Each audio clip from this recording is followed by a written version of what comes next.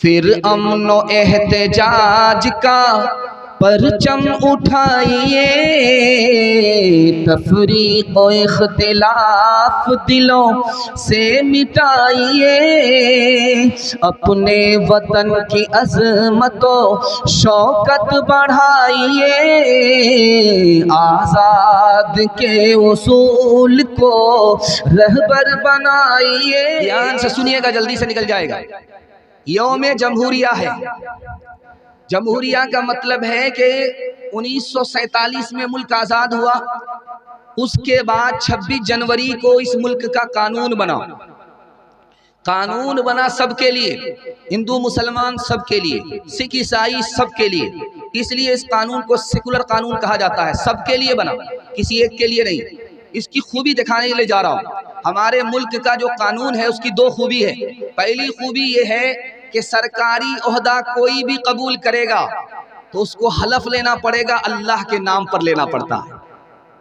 ہمارے قانون کی خوبی ہے کہ اللہ سب سے اوپر، بڑا سے بڑا وزیر اعظم، بڑا سے بڑا ملک کا صدر اگر حلف لینے کے لیے اٹھے گا تو ان کو اللہ کے نام سے حلف لینا پڑے گا۔ اس قانون کی خوبی ہے، اور اس قانون کو بڑے بڑے لوگوں نے قبول کیا۔ مہاتما گاندھی جی نے قبول کیا، مولانا ابوالکلام آزاد رحمۃ اللہ علیہ نے قبول کیا۔ اس قانون کی خوبی کیا ہے کہ جب یہ قانون بن رہا تھا تو دنیا کے مذہب کو دیکھا گیا۔ 120 مذہب ہے دنیا میں، 120 مذہب کو دیکھا گیا کہ کون سے مذہب میں سب کو برابر حق ملتا ہے۔ تو اسلام کو دیکھ کر کے ہمارا ملک کا قانون بنا کہ اسلام ایک ایسا مذہب ہے کہ جس میں سب کو برابر حق ملتا ہے، کوئی حق سے محروم نہیں ہوتا۔ تیسری بات یاد رکھیے، ملک کا قانون ہے دفعہ 25، ملک کا قانون ہے 1935 کا دفعہ 2، ملک کا قانون ہے 1937 کا دفعہ 223، ملک کا قانون ہے 1857 کا محمد اللہ۔ سب کے حوالے سے اس میں لکھا گیا ہے اور صاف صاف لکھا گیا ہے، ہر ایک کو اپنے مذہب پر چلنے کی پوری آزادی ہے۔ ہندوستان کی تاریخ کے حوالے سے ایک نمونہ آپ کو دینے کے لیے جا رہا ہوں۔ مذہب پر چلنے کی آزادی قانون میں ہے، لیکن مذہب پر چلنے کے لیے دیا نہیں جا رہا ہے۔ کیا کہا کہ دوسری شادی وہ نہیں کر سکتا جو سرکاری سروس کر رہا ہے، جبکہ مذہب میں دوسری شادی ہے۔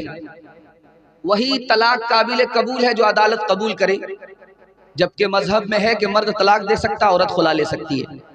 280 دن کے بعد جو بچہ پیدا ہوگا وہ باپ کا نہیں ہوگا، جبکہ مذہب میں لکھا ہے کہ 2 سال کے اندر باپ کے مرنے کے بعد اگر بچہ پیدا ہوگا تو اسی باپ کا ہوگا۔ منہ بولا بیٹا اپنے بیٹے کے برابر نہیں ہو سکتا، وہ نقلی بیٹا ہے یا اصلی بیٹا ہے۔ خاندانی منصوبہ بندی، ہم دو ہمارے دو، اگلا بچہ بھی نہیں، 2 کے بعد کبھی نہیں۔ کم سنتان سکھی کسان۔ مذہب میں پوری آزادی ہے کہ 2 سے زیادہ بچے بھی آپ کو ہو سکتے۔ بچے خدا کی نعمت ہے، خدا نے اس کو لایا، اگر ہمارے ماں باپ بھی غلطی کرتے تو ہم بھی نہیں آتے۔ لیکن فیملی پلاننگ کی بات ہو رہی ہے۔ ایک مثال پر پیغام ختم کر رہا ہوں، یہ حوصلہ رکھنا ہندوستان میں جیتے ہوئے کہ جیئیں گے اور دوسرے کو جینے دیں گے۔ ہاتھ اٹھائیے، بالکل صحیح جا رہا، جوش کے ساتھ ہاتھ اٹھائیے۔ ایک مثال پر پیغام ختم کر رہا ہوں۔ سلطان سکندر لودھی، سلطان سکندر لودھی اس ہندوستان پر حکومت کرنے والا بادشاہ تھا۔ اس نے دیکھا کہ تھانے سر میں، ہندوستان کا ایک مشہور حصہ ہے، وہاں تھانے سر میں گنگا اسنان ہوتا ہے، ایک زمانے سے ہو رہا ہے۔ تو مسلمان بادشاہ تھا، اس نے کہا کہ اس گنگا اسنان کو بند کر دیں گے۔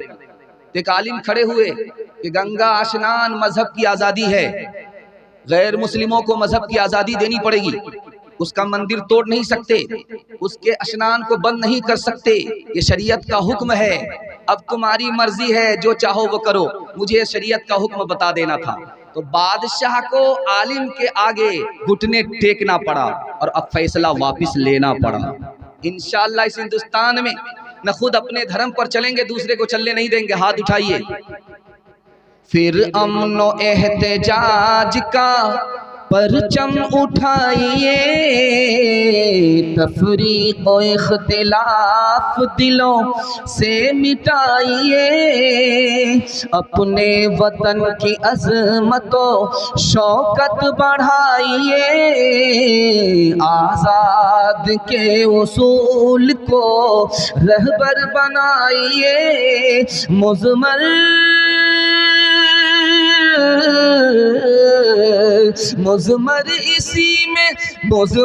اسی میں راز ترقی ہے دوستو، فکر و عمل کی دھوپ میں خود کو جلائیے، فکر و عمل کی دھوپ میں خود کو جلائیے۔